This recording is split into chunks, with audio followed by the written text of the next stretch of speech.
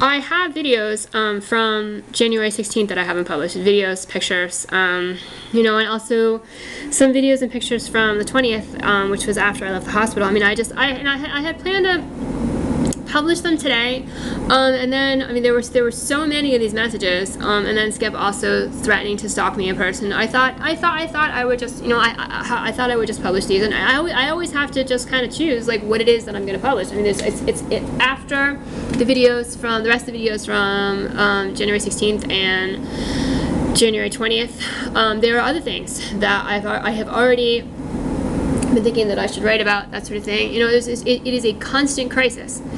Everything the conglomerate does, everything it causes, everything about it is a constant crisis. So I mean, I just decided that I would talk about these messages. I mean, how many even got sent to me? I think it was like almost 40, something like that, when I started to film these videos talking about them. I don't know if Zoxim thinks he's being conciliatory towards me with this email address that he created. I know Zac Efron is not a friend of mine.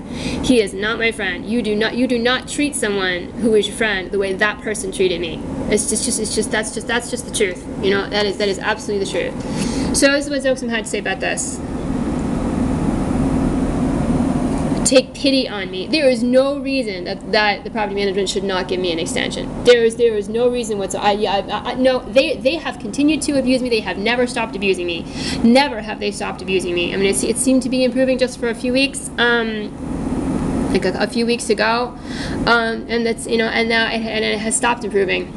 Absolutely stopped improving. And there was never a reason for them to try to evict me in the first place. There was certainly never a reason for them to harass me, abuse me, you know, anything else that they have done. You know, as far as the, all right, I'll just it would certainly be reasonable of them to give me an extension, and it would have nothing whatsoever to do with them taking pity on me.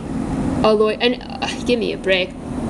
There was, you know, the agreement that I signed, I thought was, if I had really had, if I had thought that the agreement was something I couldn't deal with, I wouldn't have signed it. It was something that the lawyer for the property management and I discussed before we saw the judge. We saw the judge, I think, for like a minute, and then just at the beginning of the last court hearing, you know, there had been a couple continuances. It was the third court hearing actually, because it's just kind of the way it worked out. I think we saw him for like a minute. He said, you know, what are you gonna, you know, go talk about this, and we did. She showed me the thing that the property management had asked her to show me, and I looked through it and I marked it up. You know, I wrote on it. I said no. You know, I said no to this, no to that. I wrote all over it. I asked that a photocopy be made, that sort of thing, so that she could. It was.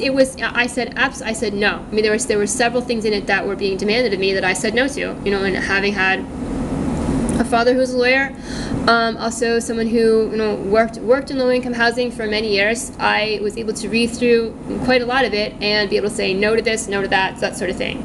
And I don't think they expected that, to be honest with you. I don't think that law firm ever expected that they would that anything else would happen except that I would get evicted at the first court hearing. I think that is what they expected, you know, and I think they had a little bit more respect for me by the end.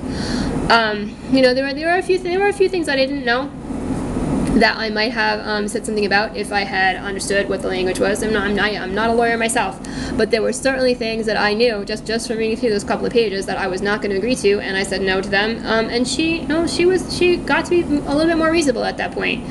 And then we agreed. An agreement is an agreement. You know, there were things about it that I still didn't like, but I felt like I could live with them. And I didn't think it was totally unreasonable. And actually, by the end of that court hearing, she and I were, you know, we were amicable enough. I thought it was not a bad resolution. And if I had thought the agreement that she was asking me to sign, by the time we were both done writing about it and talking about it, was something that I couldn't deal with, I would have, you know, I would not have just, you know, by the time we actually had to go talk to the judge again, I would not have said it was all right with me, but I did.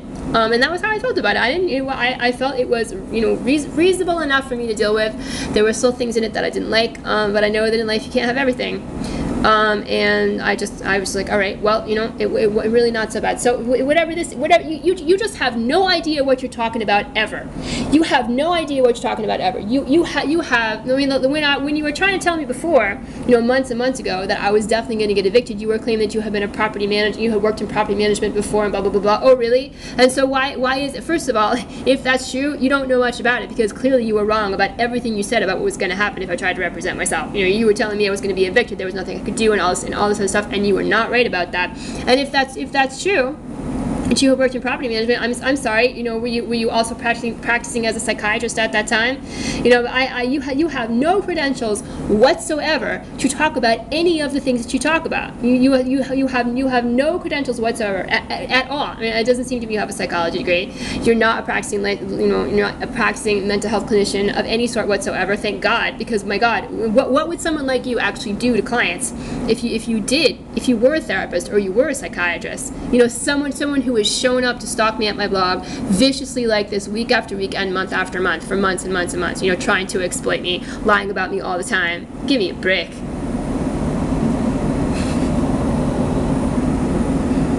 Oh yeah, No, look, this is my favorite line so far. You'd have to agree to some kind of guardianship, so I doubt you would do that based on your inability to recognize the severity of your condition. Oh yeah, that is exactly what I'm planning to do. Most definitely, that is what I'm planning to do. I am definitely going to ask someone else to take over the legal authority for my life, because I am, at all times incapable of deciding things in a rational way. That's my favorite line of his so far. You got to be kidding me. Based on the inability to I recognize the severity of my condition. My life is a total hell. Right? It has been turned into a hell by malicious, selfish, greedy, ignorant, disgusting people. Yet I have a very severe condition. I wish there was something I could do. Yeah, and I wish there were no videos of me. I wish there were no videos of me. Oh God, do I wish that were true. And then a couple other people have started to write to me too. I guess they are feeling encouraged by the attention that Zoxim and Skip have gotten. I've been sort of hoping, actually. I mean, the reason I started to publish the messages from Skip and Zoxim was and other stalkers at various times, was to just show the conglomerate what it's causing, and maybe somebody will have a conscience about it and stop telling the world to persecute me. But apparently, that's just not happening, right? And so now there's other people trying to like say the same types of things. Yeah, I may have to do that actually. But I didn't want to do that as a thing. I didn't want to just find an apartment. What you're saying here, just take the flat and worry about everything else later. Yeah, I may actually end up having to do that, but I didn't want to have to do that. Which is why it was as difficult for me to find an apartment as it was. And there's several other messages here that people have sent me, right?